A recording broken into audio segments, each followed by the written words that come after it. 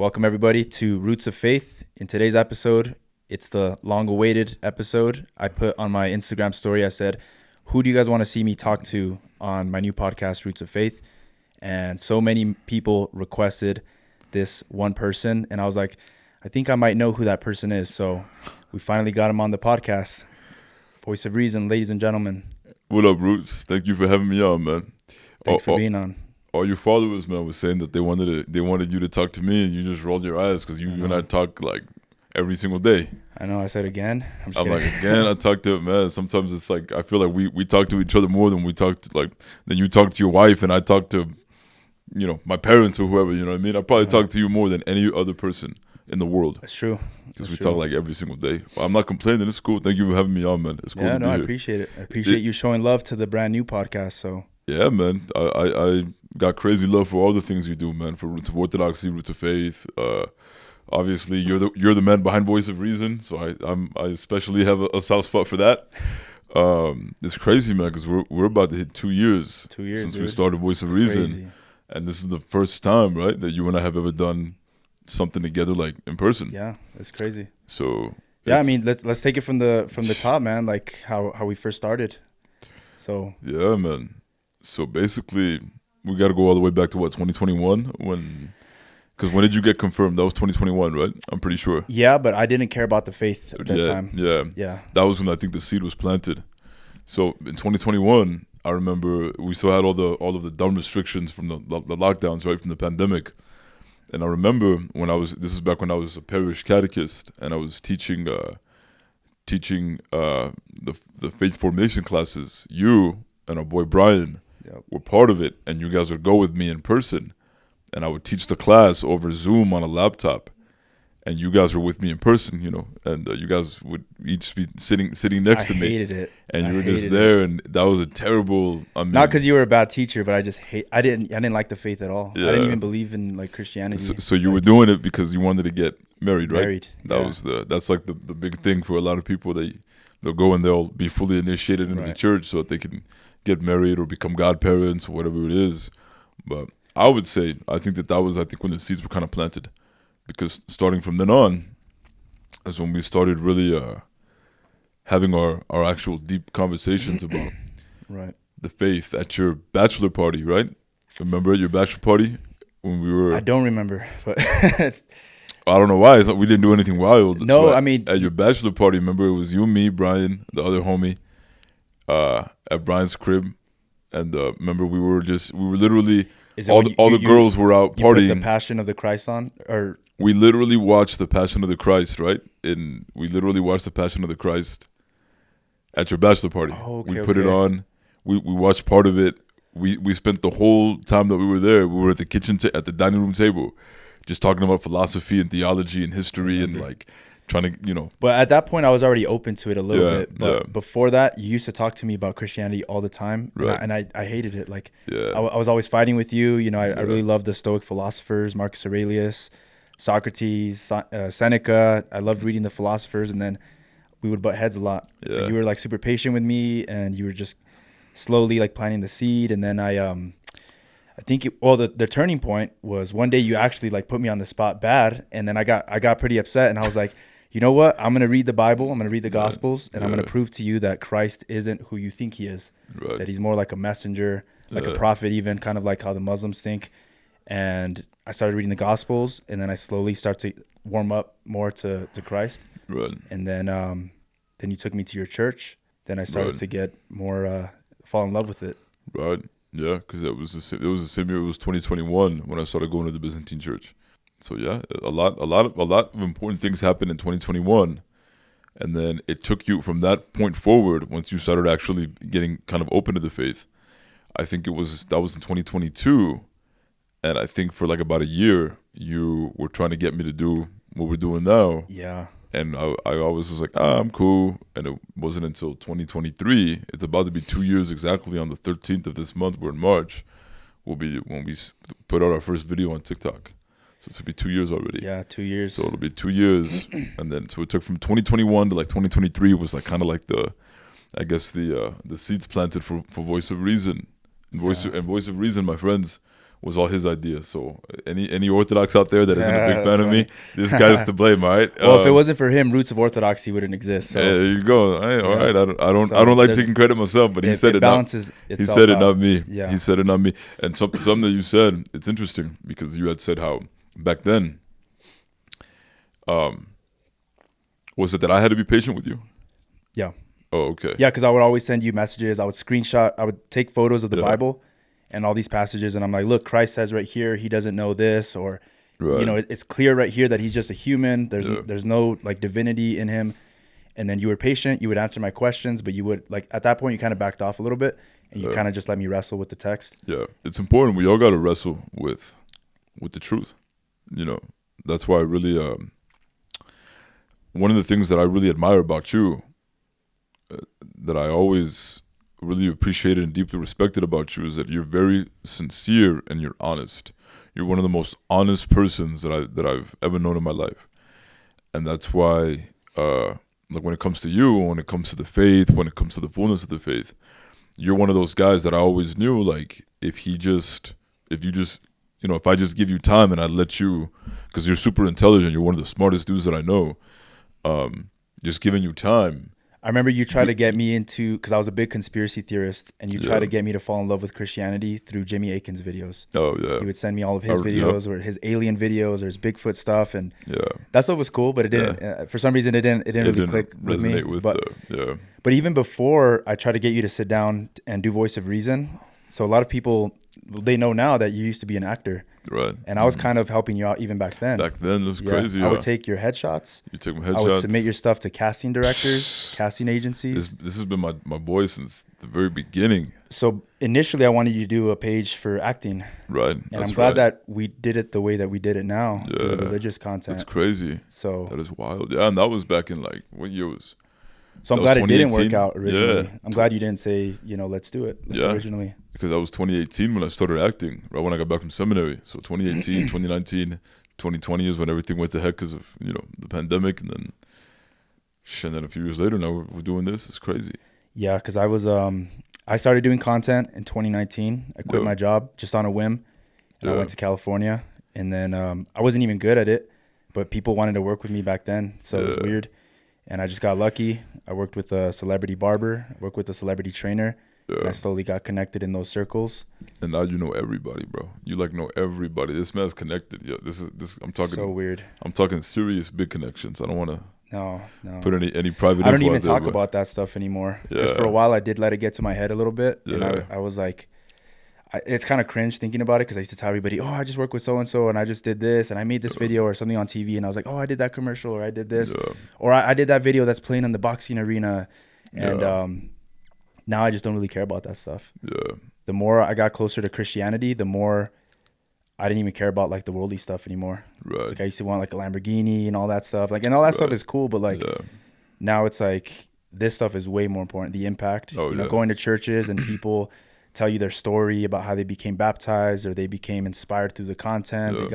You have some crazy, testimonials from people saying that they quit like drugs and stuff like that. And yeah, man. How has everything been for you? Like your growth since we started, like just internally? That's a good question.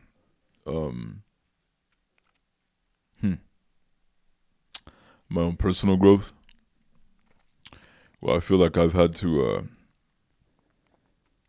Really, it's a matter of like scaling. Because really, what I'm doing now is Voice of Reason. I had been doing it for well over 10 years as a parish catechist, and also just talking to people in real life, people that I would meet, like you, Brian, all of our boys, close family, our friends, and just sharing the things that I know with them. Now it's the same thing, just at a much bigger scale and online, and but definitely I see that clearly it's a big responsibility. Yeah, big responsibility. So.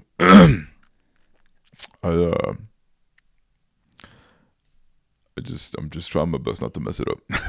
Well, for me, I just don't want to mess it up. For me, looking from the outside, it's still the same person. Like for me, nothing's changed. We just put you on camera because you were always the same person. Yeah.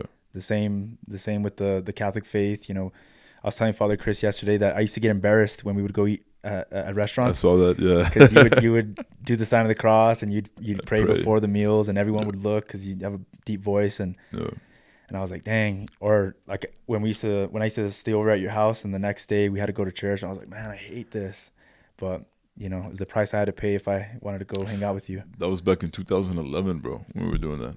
Doing what? 2011, when you'd come over and you'd sleep over at my spot, and we'd be up like all night, just like watching movies, playing video games, whatever we were doing. And then we'd wrestle we'd go out on the trampoline and we'd wrestle, and I'd beat you up, you'd beat me up, and then we'd wrestle on the bed and then wrestle on the no, I'm just kidding. Oh, come on, bro. You better clip that.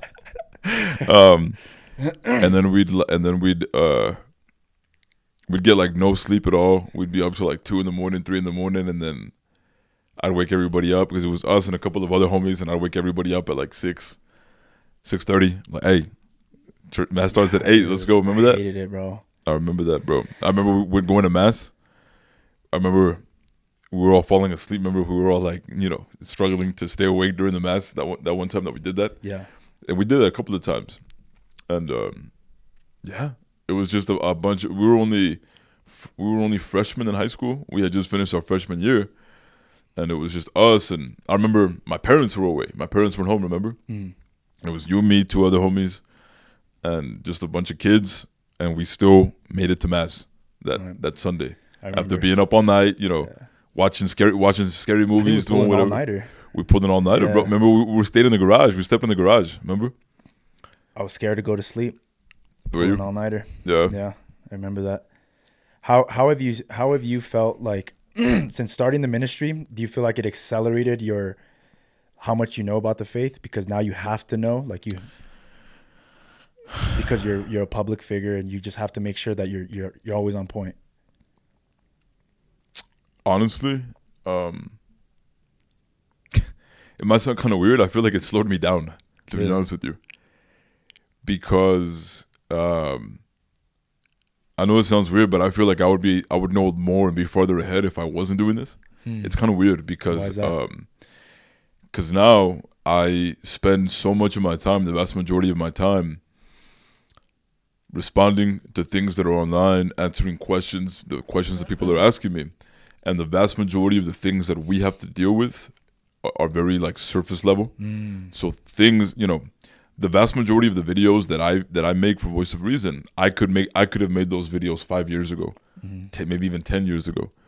But I'm pretty sure that by the time I graduated high school, all of the knowledge, 95% of what I put out in my videos now, I knew back then, and I could have even done them back then.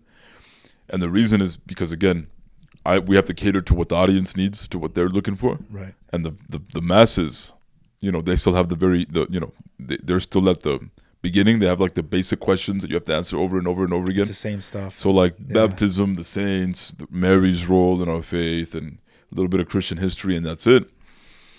And the irony is that I feel like I would know so much more, because I was able to learn so much just being alone and just doing all my reading. I'm not accountable to anybody but myself. I can go at my own pace, which my pace was, I wanted to learn everything right away. Now I have to slow down and I have to see what the audience needs, and they're more important, and so it's kind of interesting.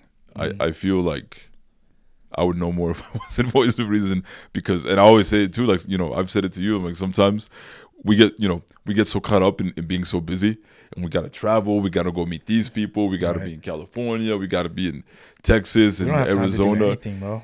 Yeah. That I'm like, I can't remember the last time that I got to sit down just for myself and read something that I wanted to read because I wanted to read it and learn, because I gotta, you know what I mean? I got obligations now. How do you recommend, like, for somebody who wants to become an apologist, what would you tell them, like, starting out? Make sure that you know the scriptures like the back of your hand. The scriptures are the most important thing. Know the scriptures, know the catechism, read through the catechism, actually know what the church teaches, because sometimes people can get into it and they don't actually know what the church teaches, or they misrepresent church teachings. So just double check. Even if you think you know what the church teaches, double check just to be sure. And an apologist should never stop learning. the most important thing, don't ever think that you know it all, because you don't know it all. I just admitted that I'm probably behind now. I probably don't know as much as I should. You will never know it all. Always have the mentality of a student. Always want to learn more. I have my mentors that I learn from every single day. The people that I've been subscribed to on YouTube for, since 2018 or whatever, that I learn from every single day. And I always want to learn more. And even if I think I know something, and one of my favorite, apologists puts out a video out on it, I'm still gonna watch it anyway. Even if I think I know it, I'm gonna watch. Like my man Cameron Riker, he put out a video just a few days ago about the perpetual virginity of Mary from the scriptures. Mm-hmm. It was excellent.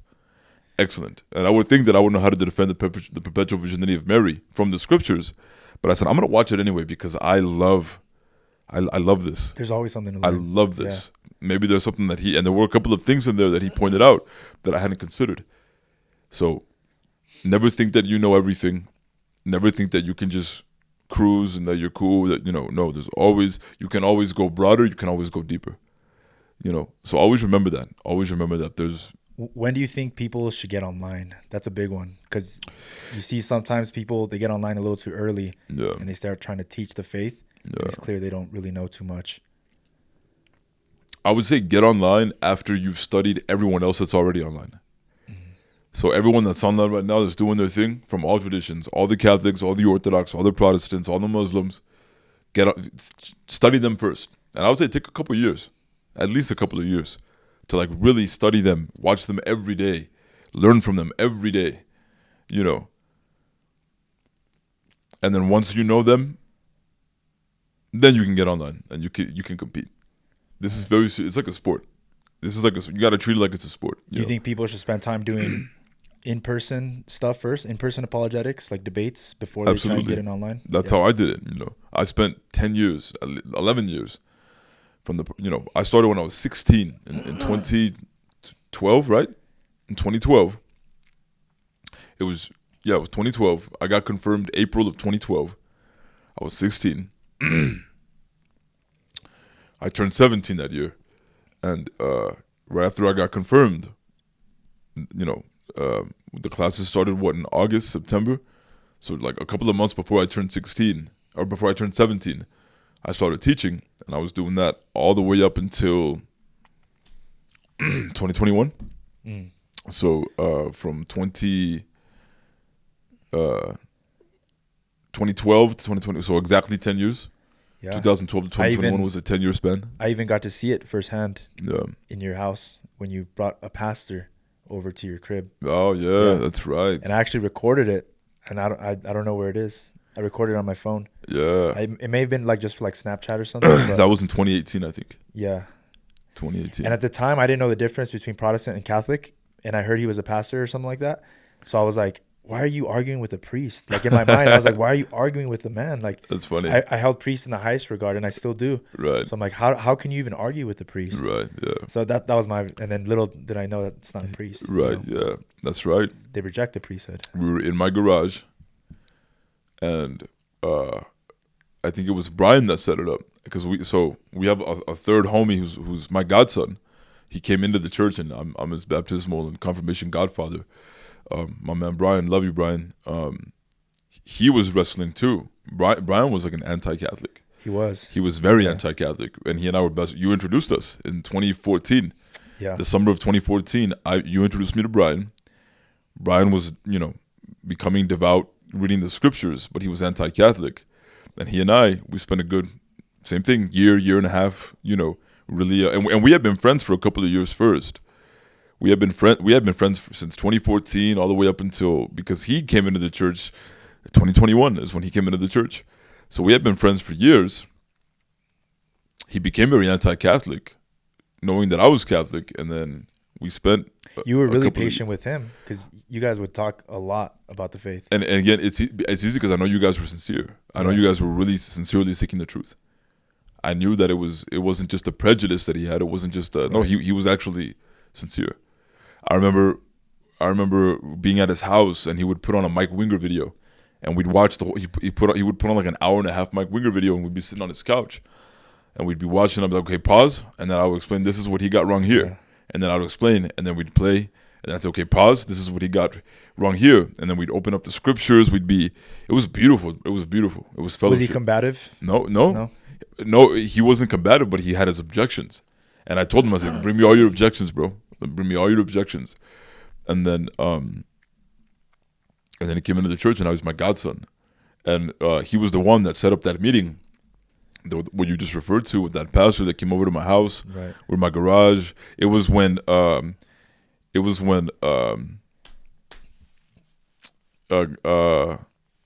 Reese fought in Saudi Arabia. Anthony Joshua the second time. Yeah. The second Reese Joshua fight. Remember, it happened in Saudi Arabia, and we didn't realize because the time changed. So the fight happened, and it got spoiled for us. We knew what happened, so we put it on, but we didn't even watch that fight because we knew what the result was, and that pastor was there. So it's kind of poetic when you think about it. Me and this pastor were going toe to toe, blow for blow, while Reese and Joshua were fighting on the TV. And you watched it and you took a video of it, and I was recording it. So that was like there was prophetic. There's a lot of things that have happened in our lives, going all the way back to 6 years old in kindergarten, that were kind of like foreshadowings of what we'd be doing now. It's crazy. Kind of crazy, isn't it? Yeah. Waking you up early in the morning to go to mass after we'd pull an all-nighter just with our friends, wrestling on the trampoline or whatever, watching scary movies, eating junk food, still going to mass. Yeah, I'm glad I fell in love with Christianity because I thought like, is this something that I could dedicate my life to and be happy, and it is. Right. Is this something that I Praise can God, bro. do Praise work God. for, and dedicate a lot of time to, Voice of Reason, Roots of Orthodoxy, Roots of Faith now. Yeah. Helping people, helping priests. Meeting all of our heroes. Yeah, dude, it's crazy. Isn't that crazy? It's That's crazy. wild, bro. It's wild. I always knew though for you, oh yeah. It's wild.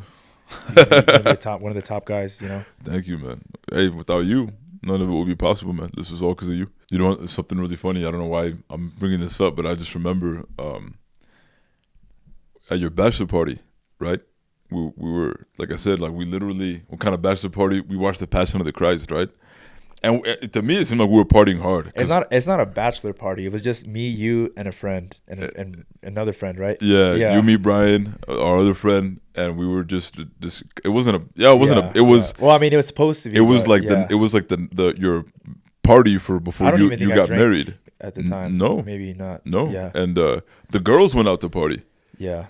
But we stayed in the whole time, and I remember the girls even came back and they're like, "You guys have they came back and we were in the same spot." Oh yeah, they were out for like a couple of hours. They came back and we were in the same spot that we were in, and we were just, and then they came back and then we're like, "We're gonna watch The Passion now, so shut the hell up," or whatever. Yeah. And we put it on, and it was funny because I remember I was seeing a girl at the time, and I remember we got someone to a conversation that I didn't check in or nothing. We were for hours and hours, and we were.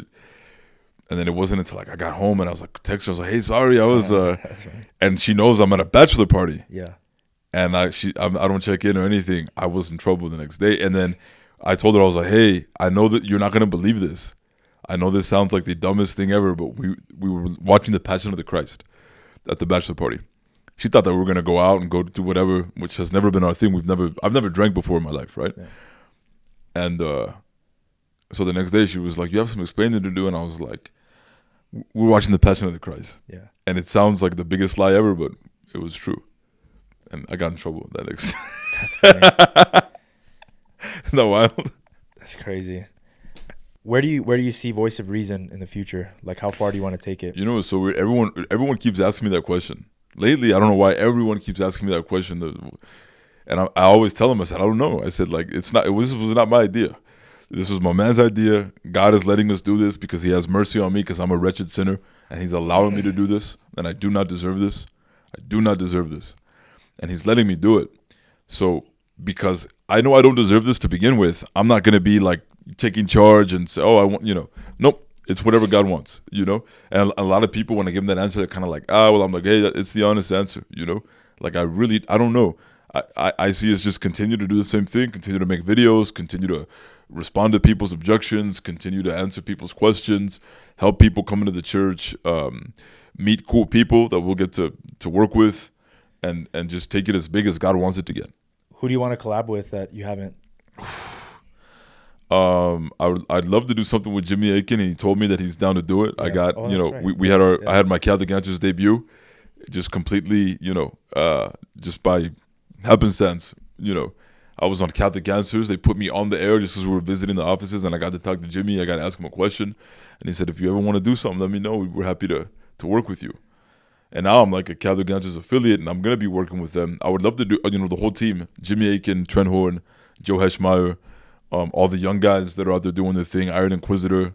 We've done some things with Cameron Riker. Love to work with him more. Yeah. Who am I missing? Yeah, we keep an eye on, upcoming, all those creators, guys. apologists. If you're Catholic and you're a creator and apologist, my platform is your platform. Because I want to show love to all the Catholic creators. And I see these guys like early on, like before they get on anybody else's radar. I've seen Iron Inquisitor. I saw Cameron Riker when they started out. Yeah. And I send them to you, and I'm like, we should do something with them in the future. That's right. Franco. Oh man, Franco. We got to do our thing with Franco too recently, and that was incredible. Everybody, I want to work with everybody, bro. Everybody. What about not in the Catholic space? Everybody. Yeah. Everybody. I would love to sit down and talk to, because that's what we need to do. Not just as content creators, not just as professional apologists, as Christian men, as Catholic men. We need to share the faith, the gospel of Jesus Christ with everybody. Everybody. I'll sit with anybody. I'll go on the whatever podcast or whatever it's called. Yeah. I'll go on what are these other podcasts that are always like all these secular podcasts? I'll go on all of them. And I'll talk to anybody. Joe Rogan. I'll go on Joe Rogan. I'll talk to Joe Patrick Rogan. Bet David. I love PBD, man. I'll go and I'll talk to PBD. Would you talk to Andrew Tate? I would talk to Andrew Tate. Yeah. What would you tell him? I would tell him that he clearly has no idea what he's doing in Islam. That he clearly doesn't even know. I know Islam better than Andrew Tate knows Islam. Right. And I would tell him to his face that he needs to repent and become Catholic. Because Andrew Tate needs to repent and become Catholic, because all of us, every single person walking the face of the planet, needs to repent and become Catholic if you're not Catholic. And I would tell him to his face. That's where he belongs. I think he's smart, and I think he'll come back. I think he'll come back to the faith. Pray for him. I don't think he's gonna stay in Islam. And his brother being Orthodox Christian, I don't think he's gonna be. Pray for him, man. Pray for him. So, you know what I mean? I'll talk to anybody, bro. Yeah. What do you want to do that you haven't been able to do yet as a content creator? The only thing that comes to mind is write a book, but I'm not really interested in writing a book. But that's the thing that everyone keeps telling me, like, oh, you should write a book. Maybe, I don't know, maybe one day. I don't know what I would write a book on, but writing a book is the first thing that pops in my head. As a content creator, we have this really cool opportunity that has kind of fallen into our laps. I don't really know if we can talk about it just yet, but looks like it's going to happen. We're going to be leading a pilgrimage to Jerusalem together with Father Nathan Simeon, who's been on this channel, been on my channel. We've been on his channel. Going to Jerusalem together, leading pilgrimages. I think that really something that, as far as like goals or whatever I see the future, I think something that I do see happening would also be just traveling the entire world. Because we're already going all over the country. I think it's only a matter of time before we hit up. We got to go to Mexico. Right. We got to go hit up all the spots, We got to go to Europe. We got to go to Rome. We got to go to Constantinople. Got to go to the Holy Land. Got to go to all these places, all of these important places in Christian history. Everywhere. What about debate? Who's a dream debate for you? A dream debate for me? Yeah. Cliff Nettle. Cliff Nettle? Cliff. I don't even think that's fair. No? No, I think you demolish him.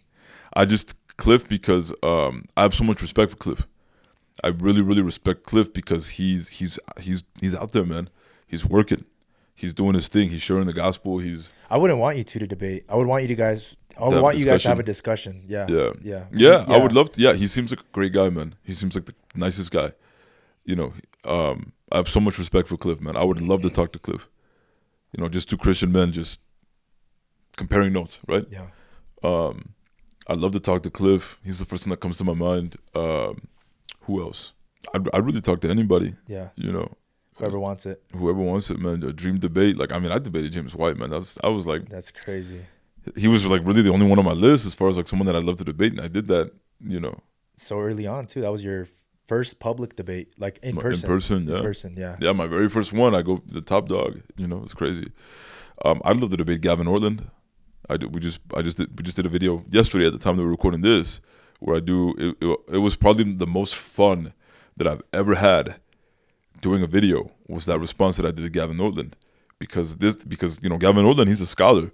So I'm like, oh, cool, I get to actually do scholarly work now.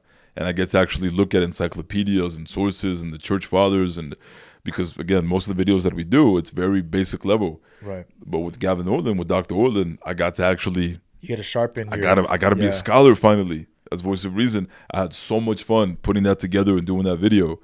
I'd love to talk to him because I think he's one of the best that Protestantism has to offer. As far as debates, I got a big debate coming up with Ubi Petrus, who's a great guy, by the way. He and I hit it off. We had a meeting on Zoom. He's hilarious. He's the funniest, man. He was making me and Father Nathan just laugh, man. He's so funny.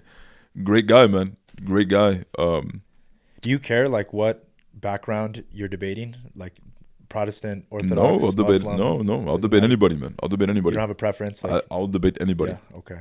If you are not Catholic, we can have a debate. We can have a discussion. We can, you know what I mean? I think what really stands out to me about you is your passion. Like it's legit. Like it's real. Like it doesn't matter where we are or who you're talking to. Like you go all out. Yeah. I remember you were talking to Brian's cousin Adan right outside of church. They just finished getting married. Yeah, just got married. And you already like, and we're going at it. You're like going head to head with him. Like, and right that's there. my boy too. I love that boy. He's my boy. But I love this, bro. It's like I said, it's like a sport. Yeah, it's like a sport. But like it doesn't matter if it's 3 a.m. If you ask this guy a question, like he'll go all the way in. Like he doesn't just give you a surface level answer. Like he'll bring everything up. So that's funny. Yeah, I like to be thorough. Yeah. So maybe you can help me with some theological questions that I have. Yeah. So what do you think? I mean, we've made a video on this already, and it's funny because we film a lot of content, but it doesn't always stick with me. So even though we've done videos on it, doesn't mean that I've internalized it. Right.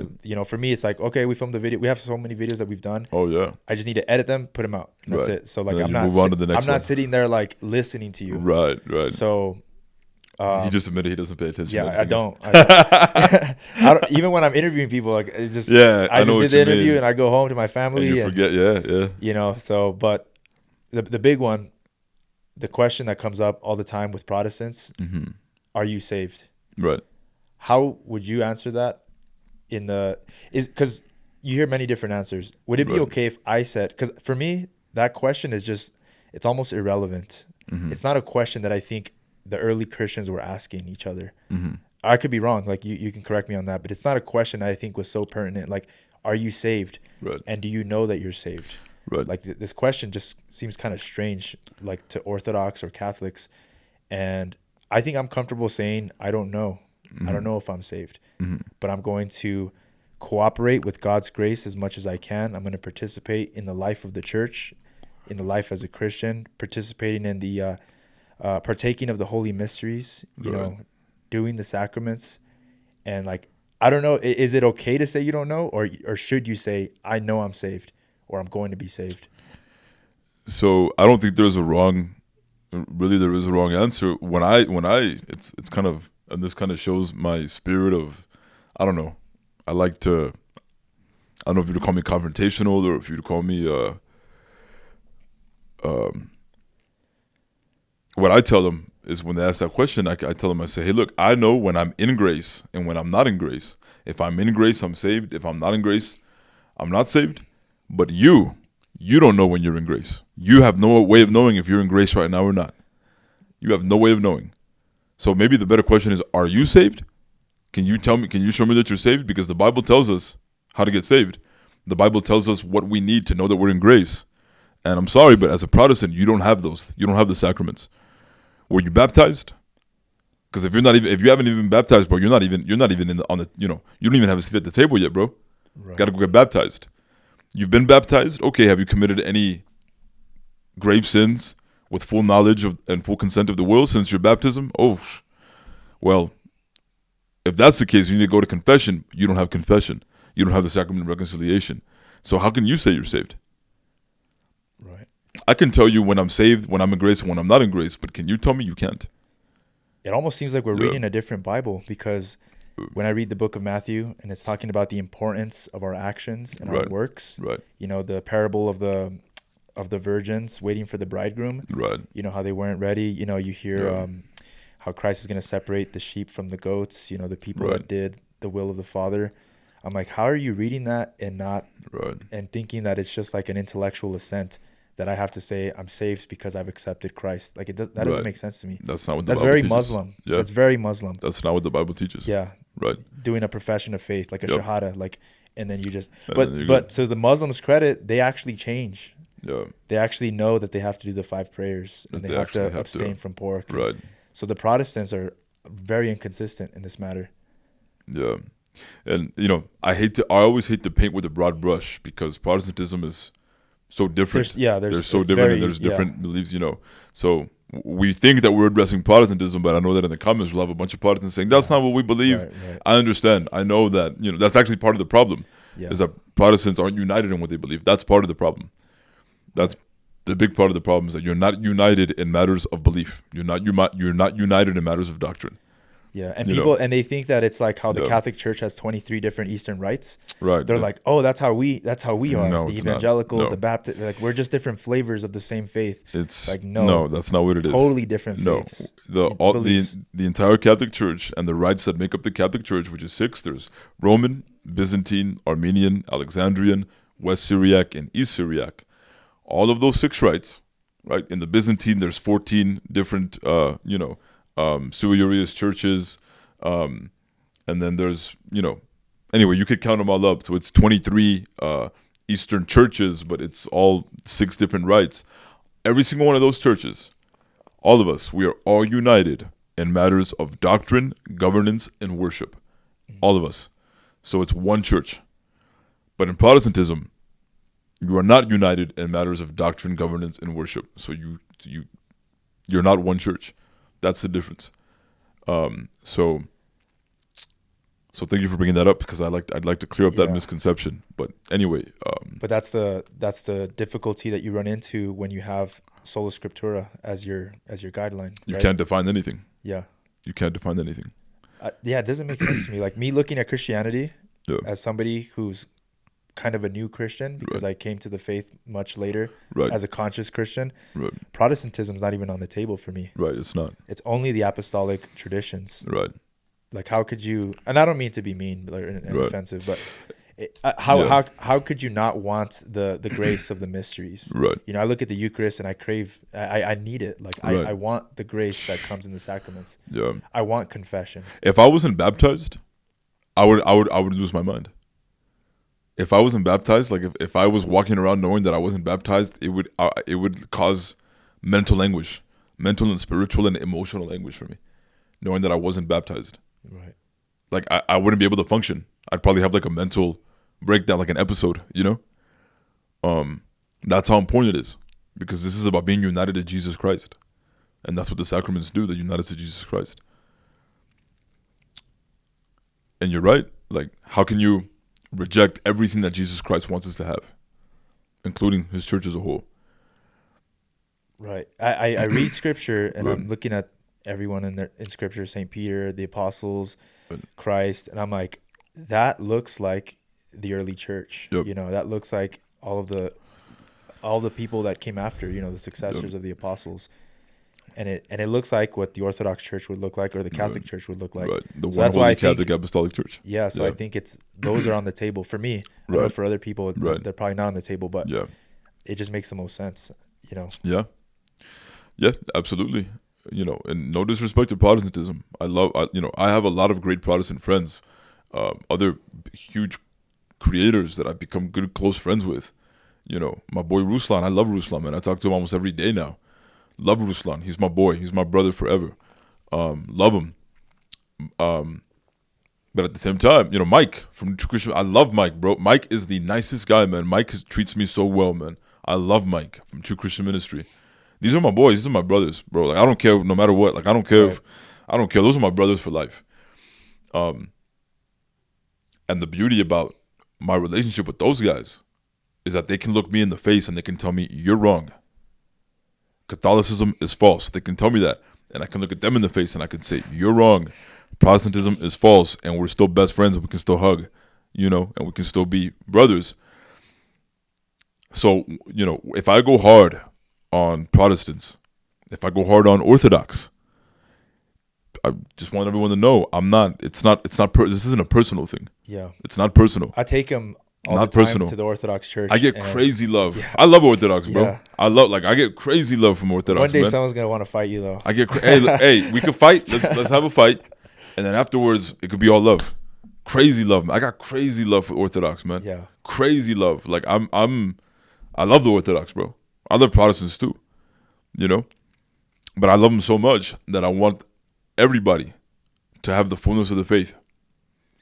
Even Catholics that don't know the faith. There are so many Catholics that don't know the faith. Even them, if I go hard on them, it's because I want everybody to know the fullness of the faith. You know? Yeah, that makes sense. So it's always from a place of love. Always. That's why I could fight it out with Mike. I could fight it out with Ruslan. We could go toe to toe, hand to hand combat. You know, and we're still brothers. Well, look at James White. I mean, you guys have we hugged, good, bro. Yeah, that's wild. And you guys went to dinner. And then we had lunch a couple of weeks after our debate. Nothing but love, bro. Yeah, I love James White, man. I know that Dr. White gets a lot of heat from Catholics specifically. I understand. So going back to the question you asked earlier about how I've grown, here's the answer that I could give. I'm urging all Christians, whether you're Catholic, Orthodox, Protestant, whatever you are, I'm urging everybody to make sure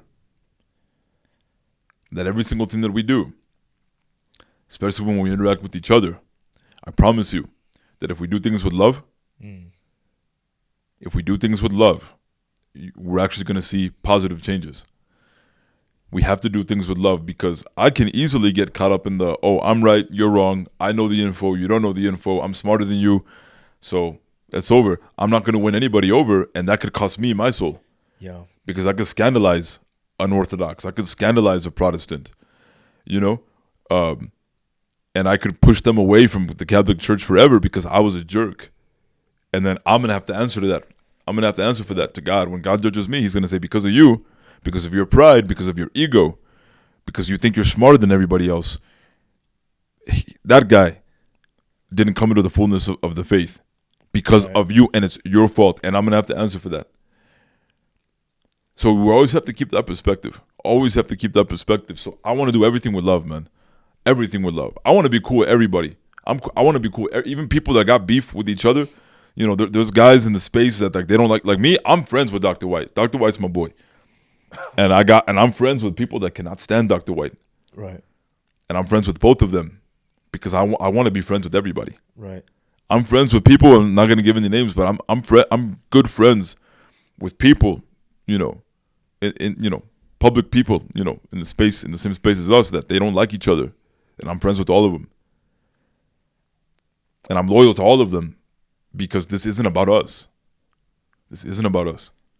It's not about who hurt my feelings. It's not about, you know, someone, you know, dishonored me. It's really not about us. I want to be cool with everybody. Sarah from Hamilton, that's my boy. Sarah from Hamilton, bro, he's my favorite. Yeah, I love that boy. Favorite. Yeah. Sarah from Hamilton is the man. Ubi, man. Ubi, I'm telling you, when we had that call, Ubi's like the most charming guy. He's so funny, man. Well, especially with Orthodox, like so we have funny, more you know what I mean? in common than we do. Oh yeah, we have so much in common, man. 99%, you know. Yeah, man. Do you think that having a big responsibility, having a big platform, makes you kind of like keeps you in the guardrails? Like for me personally, like I'm like, well, I have to make sure that I'm living the faith as much as possible, given that I have this platform, and making sure that I'm doing my daily prayers, my daily scripture readings. Yeah. Is that kind of the same thing for you, or is it like it kind of puts like an added pressure now that you're like a public figure? Right. Yeah, I would say so. Yeah. I would say so. I always want to make sure that like I'm a lot more conscious of it now, like especially when I'm out in public. You know what I'm saying? Like if I'm out in public, like, and you've been with me when that happens, you know.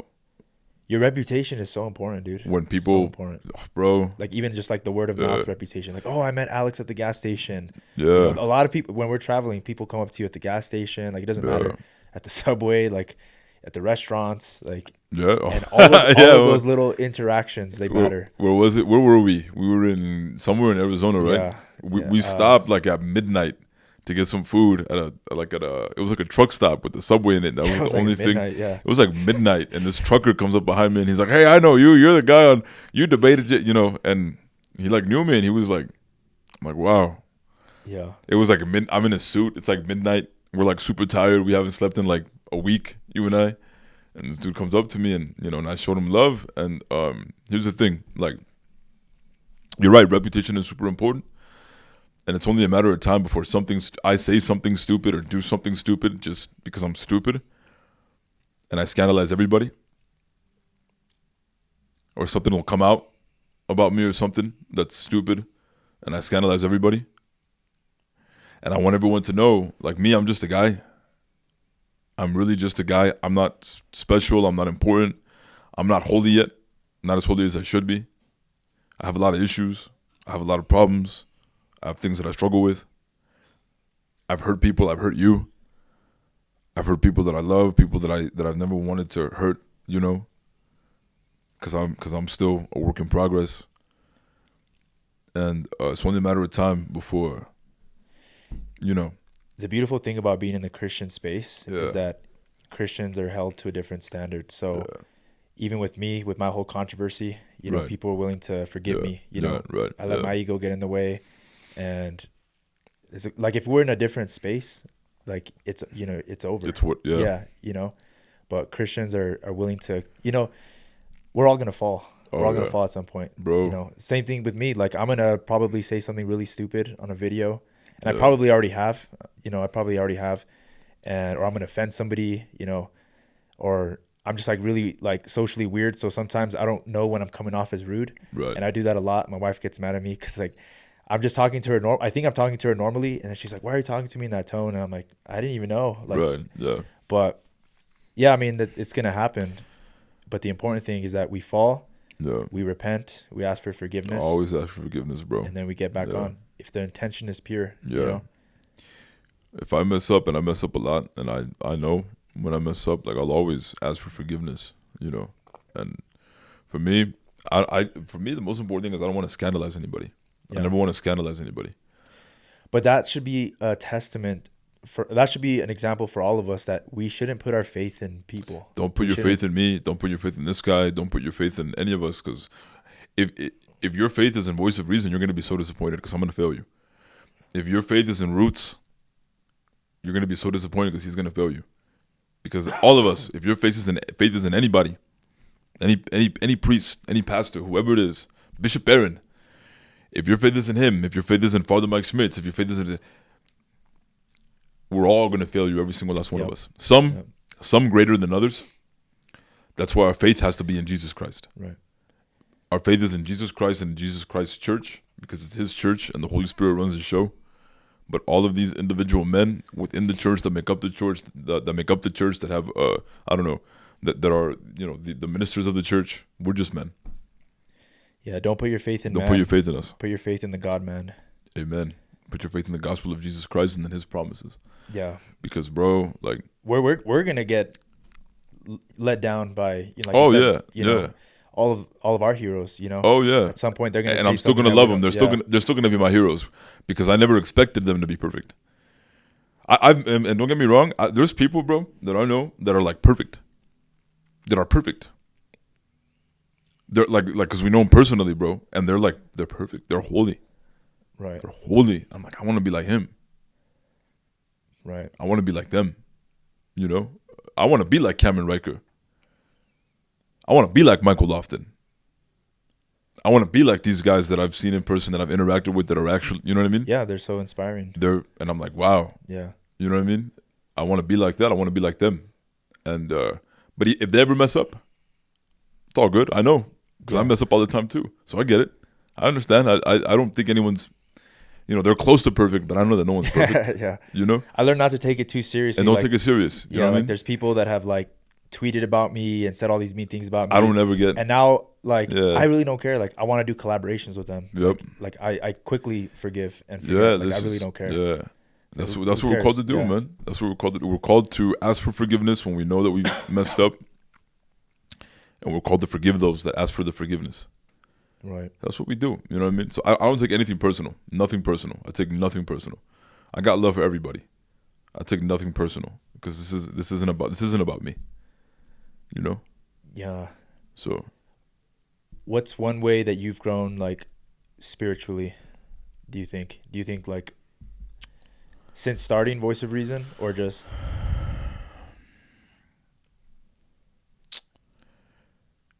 I think that it's interesting because I'm not a father. I don't have children. I'm not married. But since starting Voice of Reason, I feel like I've kind of taken on like kind of like that role, like a father figure role, because I have so many young guys that come up to me, and it's huge. You know, every weekend at church, every weekend, new guests, people that go to visit because they know where I go to church. Shout out to Our Lady of Perpetual Help. That's where we both go. They come up to me and sincerely, you know, express their gratitude for the work that we do. And I never say it's my work, it's our work. Because Voice of Reason is not a one-man show. Voice of Reason is mostly this guy, just so everybody knows. But people that come up to me and they express their gratitude, and it makes me feel like I'm a father. You know what I mean? So I feel like I have grown, you know, because I could imagine. I'm sure you could confirm this, that when you become a father, you do feel like a change, like you've like a spiritual change. Yeah. Like you now realize, you know, that you're something greater, you're more because it's bigger than you. Yeah. And that's what I've really. I think that's really more than anything how I've really grown is in all the people that come up to me and express their sincere gratitude, and they tell me about how much I've helped them, and that's something that I never ever want to take for granted, and it just reinforces like this is a responsibility. Don't mess it up. Right. It's huge because like people are moving their entire families to the church because of the content. So it's like it's wild. We have such a big responsibility. Like people are willing to literally leave everything behind. Like I get messages too, like from people saying that they left this denomination and became Orthodox, became Catholic or whatever. It's a huge thing. It's like, dang, you moved all of your kids, like everything, like your relationships, and you left all that and you became, you know, Orthodox or Catholic. Like that's crazy. Reminds me of Father Nathan. You know, when he talked to me, you know, to everyone, go check out my talk with Father Nathan on the Voice of Reason channel. He talked about how he said he moved like 20 times. Yeah, dude. 20 times he was moving because he was trying to figure out. That's, you know, like spiritually exhausting. And with his wife and his kids. But once you find it, it's like the oasis. It's worth it. Yeah. You know, it's like wandering in the desert. You know, you're wandering in the desert for the 40 years, like God's people, and you finally make it to the promised land. And I'm still on that journey myself. Yeah. So, you know, we're all on different parts of the journey, man. There's guys that are way ahead of me, guys that know more than me, guys that are holier than me, and I'm still and you know, they're looking at me, and I'm still. We're all on the journey, and we're all on different spots on the road. You know. Yeah. Sometimes I think we complicate it because I'm like, well, there's like an old lady in Mexico, and she's just holy, a devout Catholic. She's just holy. You know? Yeah, exactly. She goes to church. She does her prayers. There's some old lady in Greece right now that's a devout Orthodox. Yeah, exactly. She's holy. You know what I mean? Or in Ethiopia or in Egypt. And they're just holy. They don't complicate it. They're not thinking about like the council of this or whatever, or the canon of this. Like, they're just living the faith. They're holy. So it's the responsibility is really like on the higher ups to not screw things up, because that's the laity that ends up being affected. Right. You know. And not everyone is called to be an apologist. I mean, we're all called to make a defense of the faith. Not everyone is called to be like a professional apologist, like what we do. You know, not everyone is called to go and debate Dr. James White and, you know, and be like a scholar or whatever it is. We're not all called to that, but yeah. To your point, you said not everyone's called to do that type of work, like public ministry. Right. Like I thought about that when I first started my page. I'm like, do I want to make response videos? Do I want to do like I don't know if that's necessarily me. Right. Like, doing apologetics. Right. I like it though. You know, needgod.net just made a video saying 10 reasons why you shouldn't convert to Eastern Orthodox. Oh, okay. And I'm like, I want to defend the Eastern Orthodox. Right. Me too. I can easily refute these points. Me too. You know, they're so stupid. Like talking about icon veneration, praying to saints. I'm like, this stuff has been handled. Right. It's been handled by the church. Right. There's nothing new that I'm going to present, you know, but I know that I can. So I'm like, I feel like, you know, responding to you could be getting the call, you know, to do that. God could be calling you to, it's possible. Yeah. Do I have your blessing? Just kidding. You don't need my blessing, brother. You need God's blessing, and I need you your to hold my spiritual hand father. And while I always got your back, bro. Yeah. Always got your back. You gotta teach me. Always got your back, bro. That's funny. I support you in anything you choose to do, bro. I got you. Well, we've been doing 2 years, Voice of Reason. Yeah. I always knew it was gonna be a hit. Since before we did it, I kept telling you, I'm like, dude, I already know the first video we do, it's going to go viral. Right. I already know. I had already done a lot of work on TikTok. Right. And I was like, it's just a matter of putting you up there. Yeah. And our friend tried to get you to do it just with the phone. Brian. And I was like, I'm not against phone content. I've done a lot of viral content with just a phone, but I want people to take you seriously right off the bat. Right. So I want them to see the quality. And we did a lot of videos in one session. Yeah. And we didn't put out all of them, but we put out a few of them, and those went viral right away. People started talking about your voice, and it's crazy. Like, now we don't even post on TikTok that much, but that's how we originally grew. Was TikTok. And we had so many things happen in between that stopped us from working. Yeah. Like like you getting your identity stolen. I know it's not funny, but that was that's crazy. Didn't stop you from laughing even back when that happened, when it was fresh. That's funny, huh? Yeah. It's crazy, but I think everything's happened how it was supposed to happen, and glory to God, like, we're here now. Everything has its timing. I think it's good that we didn't blow up that fast. Right. Yeah. Because my original goal was I know we can hit 1 million in the first year. Right. But we had all those breaks, and we couldn't actually work that much. And it's funny because a lot of people get surprised when they ask me, like, how long you been doing Voice of Reason? And, like, even, like, recently, I've told, it'll be 2 years. And I'm like, only 2 years? I'm like, yeah. And then they're like, how did you get so big in 2 years? And I'm like, are we? I don't know, because I've never been on social media before. Yeah. I don't know what the trajectory looks like. I don't know if you're supposed to hit. It's different for everybody. I don't know if you're supposed to hit 100,000 within 2 years, or, like, I have no idea. Like, I have no frame of reference. My favorite is when people go up to you and they're like, I've been watching you for 5 years. Like, well, you guys have not seen this guy for 5 years. You may have seen him, like, in movies and Netflix, but they're like, I've watched you since the very beginning for years. And I'm like, oh, thank you. And I'm like, I think I did the same thing with Michael Lofton. Because I remember he told me, he's like, when did you start watching me? I'm like, oh, it had to have been like 2018. He's like, I started 2019. I'm like, oh, but I've been watching you since 2018. That's how much I love you, brother. Like, that happens to me too, because I started Roots of Orthodoxy November or October. It was on your birthday, actually. October 3rd. I don't want to say, actually. It was on your birthday. Yeah, they know my birthday, right? Okay. I think I said it on with Cameron, right? Oh, yeah. Remember? It was because October 13th is the day of the miracle of the sun that happened in Fatima in 1917. Okay. So my birthday is on the so I started Roots of Orthodoxy on your birthday. Did you really? 2023. Wow. Was it 2023? 2023, yeah. And people are like, oh, I've been watching, same thing. I've been watching you for years. And I just started it. But that's funny. Yeah. And the trajectory looks different. So I don't want to discourage people that have been working really hard for a very long time. And they only have like 10,000 subscribers or 20,000. Everybody's path looks different. Yeah. Some people that I know personally, they've grown to like 250,000 followers in a couple months. Yep. I know one guy, he went from 0 to 500,000 subscribers in a couple months, just doing YouTube shorts. Yep. And so everybody's journey looks different, but just keep going. Like, for people that are making content, just keep going. Like, try different things, reach out to us. We'd love to help. Yeah. Reach out to this guy, because if I didn't have you, if I didn't have this guy, Voice of Reason would be like at 10,000 subs right now, probably, because I don't know what the heck I'm doing. I think we're a good combination, because I think you're like you're a star. I think you're a star. I think if anybody would have just put you on camera, it would have just worked. Like, honestly, I think so.